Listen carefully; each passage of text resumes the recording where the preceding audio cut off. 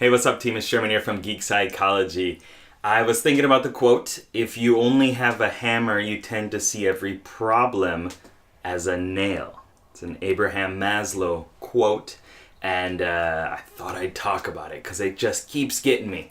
It keeps making me think of video games, obviously, because that's what I'm all about here. What I'm going to try to do with this is to show you that the areas in your life that you are possibly over-focusing on, you're hyper-focused on, as well as how you can kind of shake yourself loose a little bit from that. And if you are allied with somebody else or you're clashing with somebody else, then this should help you kind of see where they're coming from a little bit more as well. And this all can be generalized into awareness. And if you have more awareness of your problems, internal and external, then you can do some amazing things and you're not stuck anymore, right? The feeling of being stuck comes from not using all your functional capacities, not using the different more repressed, lower abilities. It's like if you only have a hammer, you tend to see every problem as a nail, right? So if you are, let's say, a warrior, you're all about experience and things, right? You're all about getting into the mix, getting hands-on. And you tend to see every problem as something that you need to experience more of firsthand. If you are, let's say, a hunter, you tend to see every problem as something that you need to use your imagination a little bit more about. You need to think over or trust your instincts and kind of think of different ideas that could come about it to try to infer something from it. So, in a more game mindset, it's like you need to follow everything. You need to track it. You need to shake things up a little bit. And if you are a mage, you tend to see every problem as something you need to use your mind, your head, to attack. You need to, make sense of it. Put it in the correct places, right? And if you are a healer, you tend to see every problem as something that you need to use your heart to fix. You need to mend the situation. You need to focus on that harmony. Like, for example, I'm a healer, so when I feel stuck, I'm introverted feeling dominant. When I feel stuck, it's because I'm not using my mind, my head as much. And I'm trying to just power through things by healing, right? It's awkward sometimes. And if you are, let's go backwards, I guess, if you are a mage, then you're going to, like I said, see problems as something that you need to make sense of and use this mental ability to kind of get through or overpower or whatever. And what it's signaling when you're stuck is that you probably don't have that connection to the heart, the human component, right? You're not looking at the health bars as much as you're trying to just burst it down or whatever to get it out of the way or to make sense of it, to put it in a category, to measure it, whatever it is. But it's not using that healer side.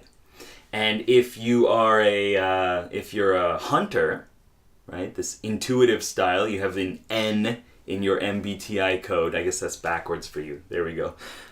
Then you probably see, you see everything as something you need to use your ideas and kind of understand and infer what is going on. So the stuckness is coming from not having that experience, not actually being like in real contact with the thing, not understanding the sensory component of it. And if you're a warrior, if you got that S in your code, did it backwards again. There we go. Then it's because your struggles are coming because you are trying to base everything on your experiences, trying to verify and just check to see how reliable something is, perhaps. but you're not taking that step back to just like soak in all the little data points and see what it could mean on a deeper level, or infer the possibilities that could happen, right? You're not exploring the map as much as you're in the moment. So I think that's a very important mindset to have, is that what you're struggling with is because you're not experiencing the other parts of yourself. And if you have all of these different parts together going in the same direction, I've talked about this before, then you're going to be more powerful. You're going to be stronger. You're going to be able to impact the world in a better way. And this could be the internal world of inner struggles and things like that. Motivation, like this is how you get more motivation. Or sadness, this is how you kind of get out of yourself a little bit and kind of experience the different side of the world that is going to bring you happiness. Does that make sense? And obviously with outer goals, and this is going to give you more motivation to reach those goals and give you a better ability to relate to people and to really validate their feelings and express and share your own feelings and things like that. So the general idea here is that we need everybody, not just you, like myself included. I've been studying this for a while, and it's still something that you always need to remind yourself of. We all need a balanced perspective. That's really about it. Like, it sounds simple, right? But when you get in the moment and when you're struggling with something, you're too attached to the problem or whatever it is, you tend to forget.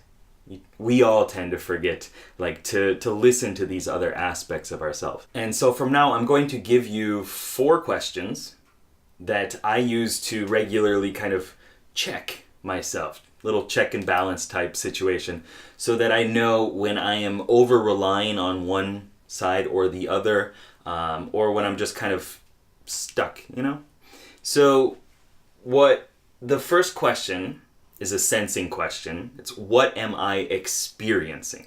What can my experiences tell me? The second question, intuition. What does my imagination tell me? What do my ideas tell me? The third question, thinking. What does my head tell me?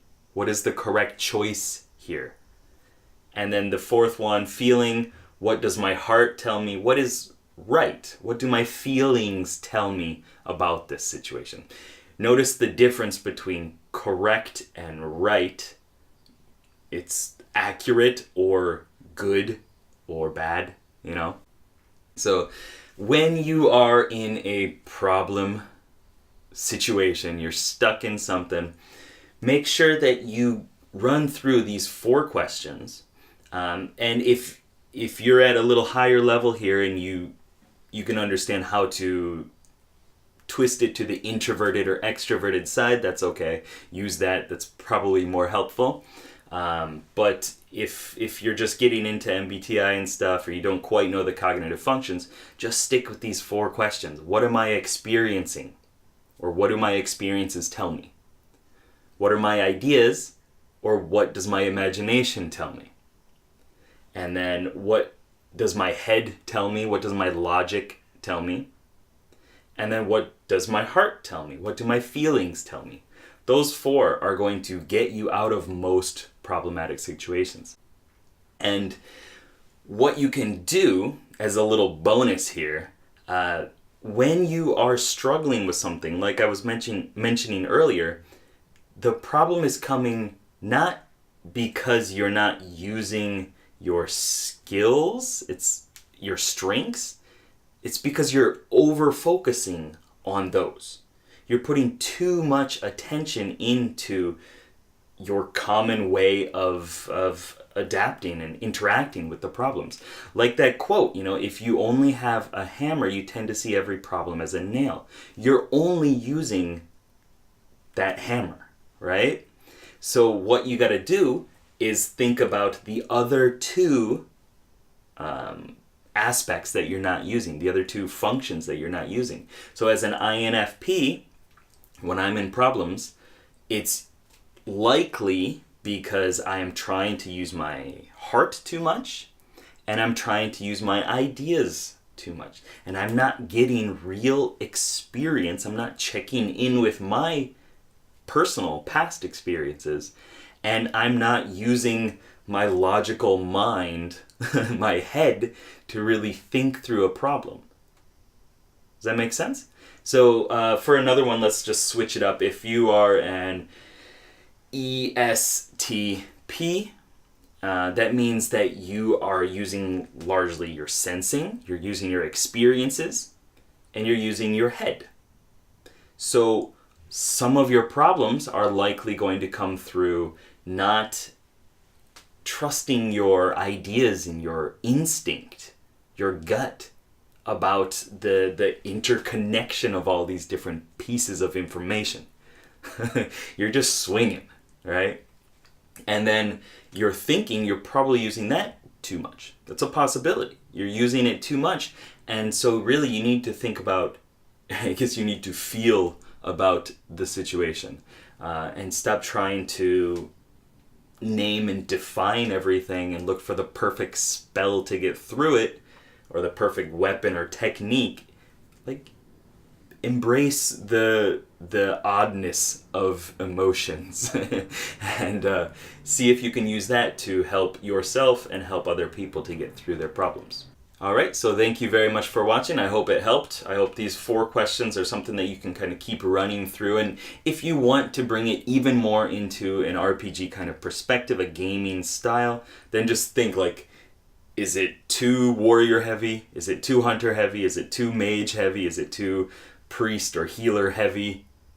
If it is, then you need to switch it up. Okay?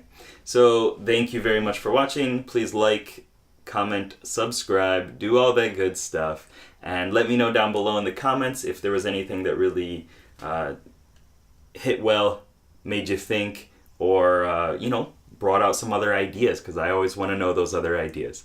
Alright, thank you very much, patrons, as well. Keep up the lifelong questing. Good luck, have fun. Peace.